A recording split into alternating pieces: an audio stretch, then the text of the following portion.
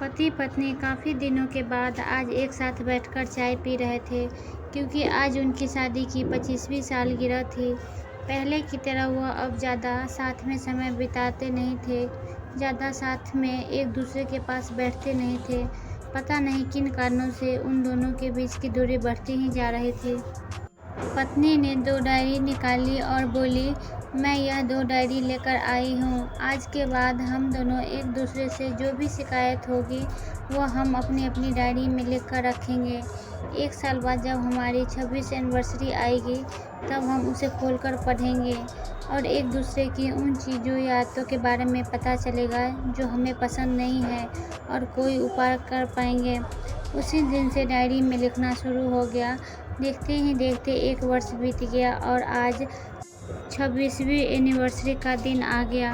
पति पत्नी दोनों ही डाइनिंग टेबल पर बैठकर चाय पी रहे थे और पास में दोनों की अपनी अपनी डायरी रखी थी जो उन्होंने एक दूसरे के बारे में लिखा था। आज मेरे मायके से मेहमान आए थे, उनके साथ पति ने अच्छे से बात नहीं की।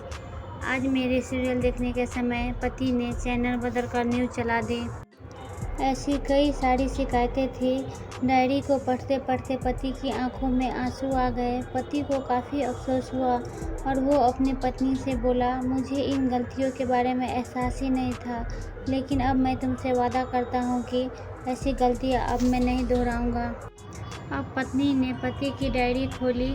पत्नी ने डायरी में कई सारे पन्ने पलटे, लेकिन वह पूरी तरह से खाली था। पत्नी बोली, आपने तो डायरी में कुछ लिखा ही नहीं है।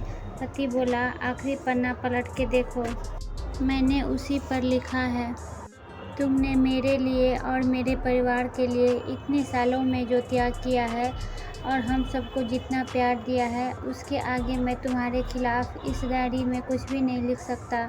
ऐसा नहीं है कि तुम में कोई कमी नहीं है, लेकिन तुम्हारे प्यार, समर्पण और त्याग के आगे तुम्हारी कोई भी कमी बहुत छोटी है।